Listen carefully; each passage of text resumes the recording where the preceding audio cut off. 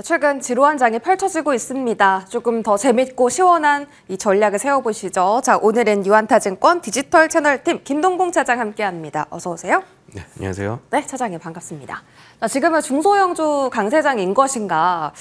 오늘도 뭐 대형 섹터 안에서 보면은 반도체에서도 투톱은 쉬어가고 부품이 오르고요. 조선 섹터 안에서도 대형 조선사는 쉬어가는데 기자재가 더 강하잖아요. 이런 흐름들 저희가 좀 따라가 보도록 하겠습니다. 자, 첫 번째로는 반도체고요. 일단 오늘은 투톱은 쉬어가는데 그 장비 부품단이 강하고 제가 앞서서 뉴스에서 말씀드렸던 PSK라는 종목도 바닥에서 현재 급등을 하고 있는 그런 상황입니다. HBM과 레거시, 레거시 쪽의 차트상은 좀 더 많이 올라온 종목들이 있는데 어떤 쪽에 좀 더 집중을 할까요? 일단 이제 투톱이냐 부품주냐 이런 것들을 좀 봤을 때 제가 오늘 한 이 질문을 받고 제 관심 종목에 있는 소부장단들이 과연 몇 종목이나 되나 이것들 좀 살펴봤거든요. 네. 했더니까 뭐 중복들이 조금 있기는 했었습니다만 대략 한 200종목 정도 됐었습니다. 근데 여기에서 이제 그 소위 얘기하는 우리가 투톱보다 이제 더 강세로 가고 있는 종목들이 몇 종목이나 될까를 이제 저 나름대로의 기준으로 찾아보니까 한 7종목 정도 나오더라고요. 그러니까 사실상 지금 현재 하루하루 변동성에서 부품주를 봐야 될까라는 생각들은 일단 좀 들기는 합니다만 이제 조금 긴 호흡에서 놓고 봤을 때는 그래도 부품주보다는 이제 소위 얘기하는 투톱들이 좀 투자하기는 좀 편한 시장이 아닌가라는 생각들은 일단 좀 하게 되고요. 그리고 이제 레거시냐 그리고 지금 HBM이냐 이 두 가지 논리로 해서 그래도 부품주 중에서 한번 골라본다라고 하면은 레거시보다는 이제 그 HBM 관련된 것들이 조금 더 나을 수 있다라고 좀 생각을 하게 되는데 이유는 뭐냐면 최근에 있었던 범용 반도체에 대한 가격들을 좀 한번 생각을 해볼 필요성들이 있을 것 같습니다. 많이 올라왔고요. 이제 그렇기 때문에 이제 범용 반도체가 나쁘다는 말씀을 좀 드리는 건 절대 아니고요. 범용 반도체 가격들이 현재 최근에 DDR4와 DDR5 가격들을 봤을 때 DDR4가 DDR5로 추월하기도 했다라는 이야기들이 나오고 있는 상태입니다. 근데 DDR5도 올라오고는 있는데 최근 들어서 DDR4도 그렇고 DDR5도 그렇고 살짝 정체기를 겪고 있는 모습들입니다. 그리고 또 한 가지 생각을 해봐야 될 이슈들은 레거시가 비싸냐 아니면 HBM 비싸냐 라는 것들을 좀 생각을 해봤을 때 어디가 수익성이 더 높을까? 당연히 좀 HBM 쪽들이 되겠죠. 그렇다면 그 얘기인즉슨 마진으로 좀 연결될 수 있는 여지이 좀 높거든요. 그렇기 때문에 레거시보다는 HBM 쪽에 조금 더 포커싱을 맞추는 것들이 좀 맞다라는 생각들은 일단 좀 하고는 있고요.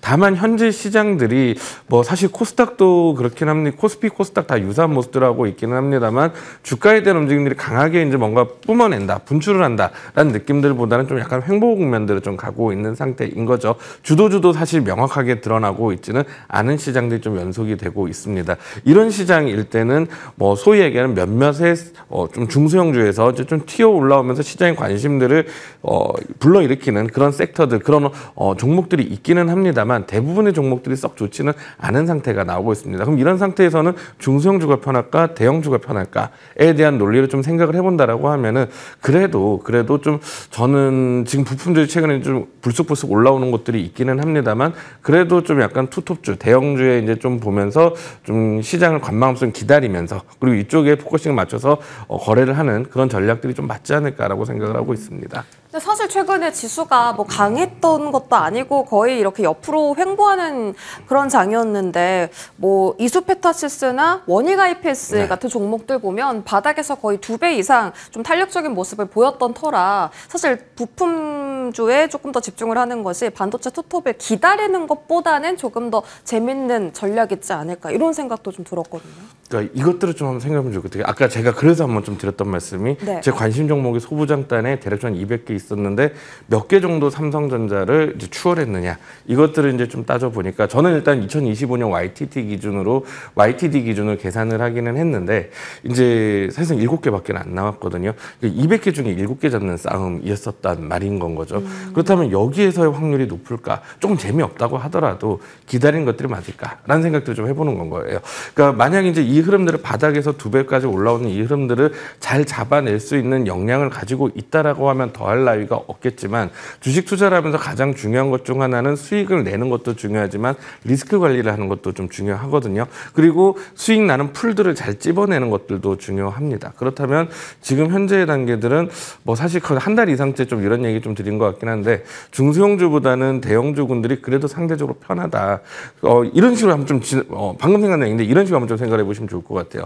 그리고 소위 얘기하는 이제 소부장단들 그리고 중소형주 단들과 비교했을 때 여기에서 올라갔던 종목들도 있지만 떨어진 종목도 분명히 있거든요. 올라간 종목들이 많냐 떨어진 종목이 많았냐. 하지만 그 안에서 대형주들은 그래도 자기 자리를 좀 지켜주고 있었던 모습들이 상당 부분 나왔었다. 그리고 큰 수익은 아니고 그리고 뭐 되게 대단한 수익도 아니었었지만 리스크 관리를 잘하는 것만으로도 시장에서는 다음 기회를 보장받을 수 있는 것이기 때문에 좀 대형주들이 그래도 저는 조금 맞지 않을까 이렇게 네. 좀 생각은 하고 있습니다. 네.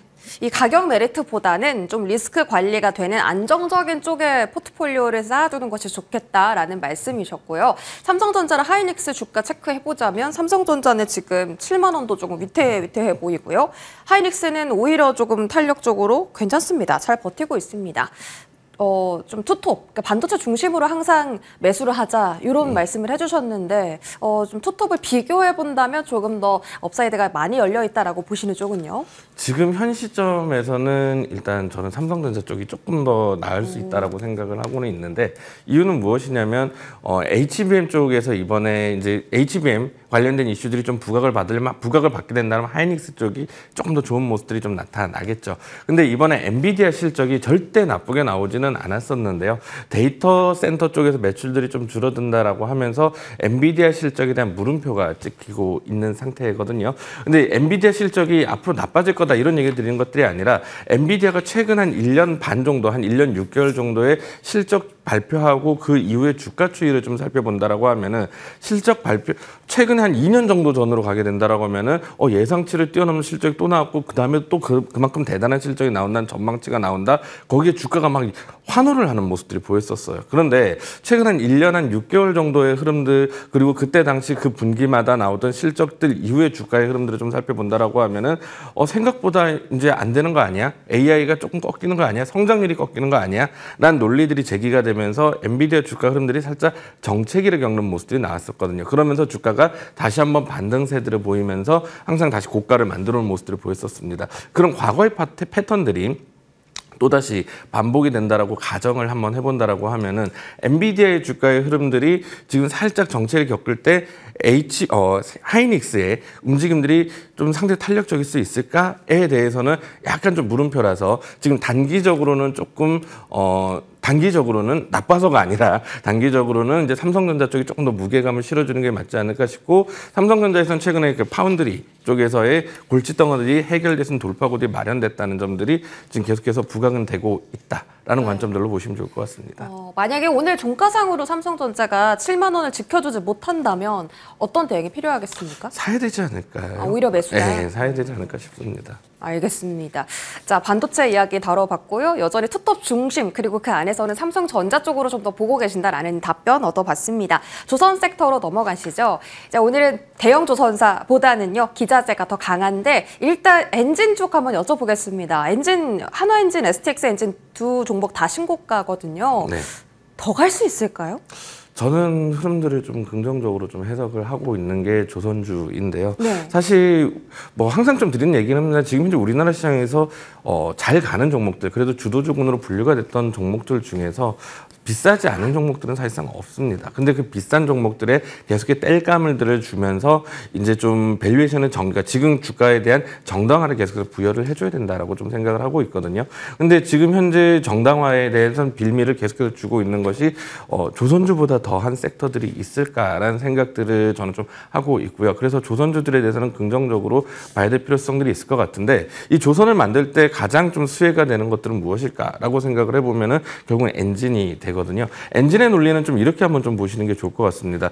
우리나라가 이제 그러니까 우리나라 조선의 가장 큰 경쟁자라고 하는 것들이 중국 조선사이잖아요. 근데 중국의 조선사들도 엔진은 우리나라 걸 갖다 쓰는 경우들이 많단 말이죠. 그렇기 때문에 우리나라 엔진주들은 단순하게 우리나라 조선이 경기가 좋다를 넘어서서 중국의 이제 조선사들에 대한 환경들, 좋아지는 것들까지도 이제 좀 커버를 할 수 있는 그런 하나의 섹터다라고 좀 볼 수 있을 것 같고요.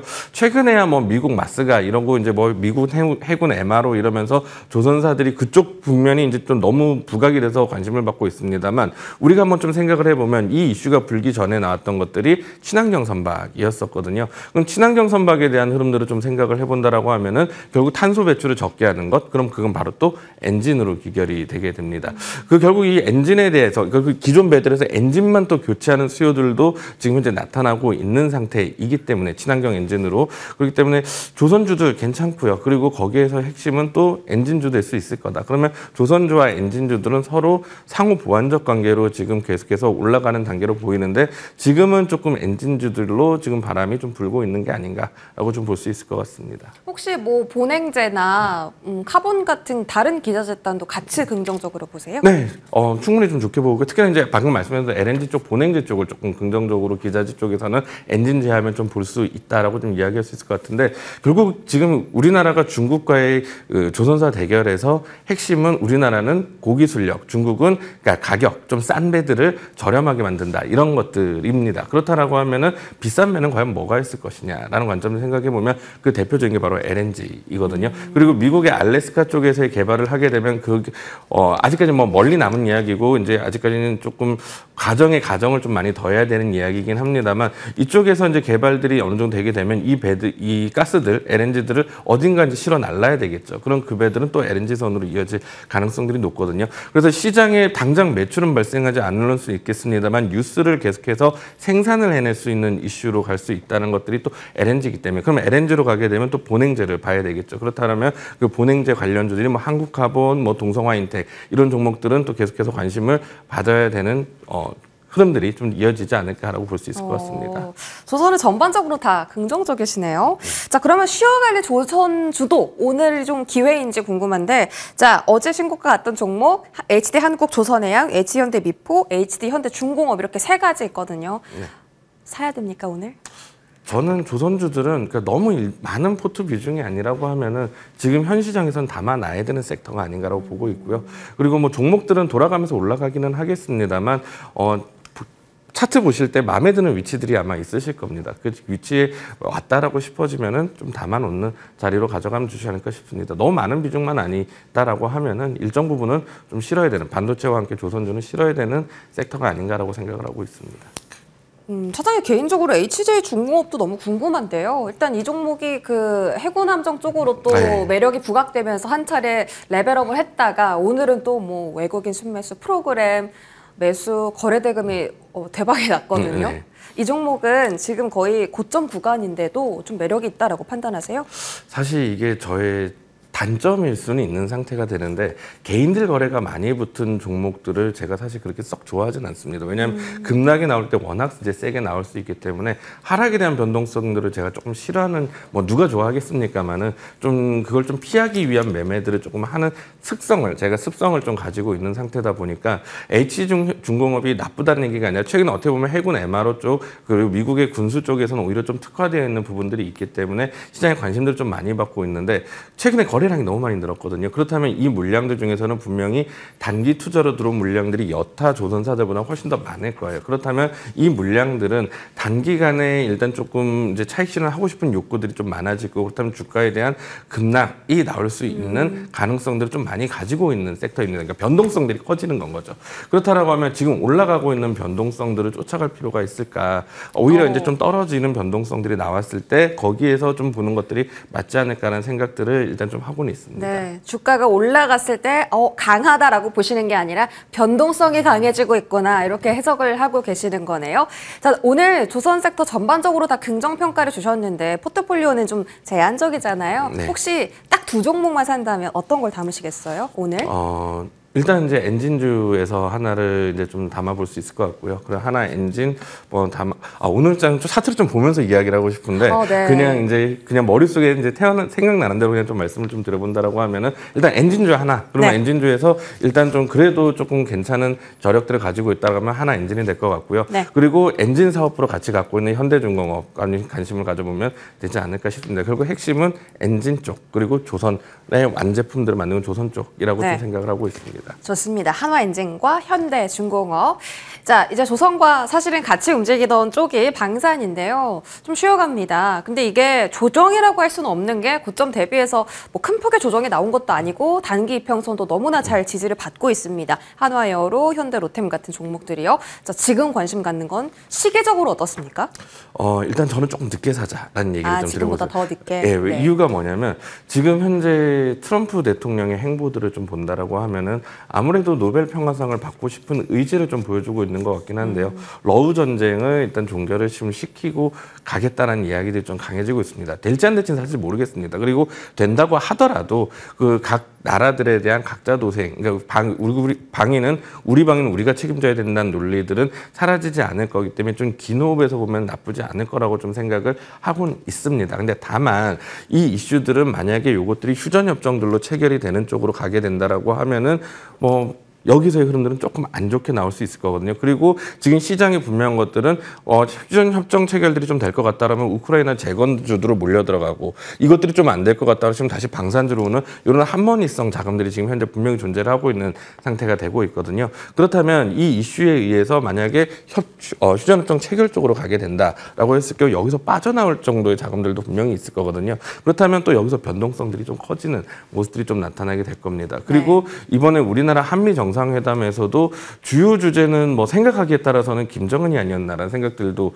일단 좀 들게 되는데요. 러시아나 우크라이나 전쟁들이 어느 정도 완료가 되게 된다라고 하면 그 다음 타자로 좀 보일 것들은 또 노벨 평화상을 받기 위해서는 어떤 의미에서 보면은 또 북한과의 대화 이슈로 넘어가게 될 거고 그럼 그것들 역시도 방산주에서는 그렇게 썩 좋은 모멘텀들, 이슈적인 역할에서 모멘텀적인 역할들은 못할 것이다라고 생각이 들기 때문에 방산주들은 조금 늦게 이런 것들이 어느 정도 지나간 다음에 다시 한번 봐도 이 각 나라의 자국 방위는 우리가 책임진다는 논리 상에서 좀 더 올라갈 여지는 있다고 봅니다. 다만 지금 현재 이렇게 좀 하락 노이즈들이 좀 낄 수 있는 이슈들이 지금 눈앞에 보이고 있는 상태에서 굳이 접근할 필요가 있을까 이런 생각들은 좀 하고 있습니다. 방사는 조금 더 기다려보자 이렇게 답변 정리해보고요. 저희 자 신재생으로 가볼까요? 일단 수소입니다.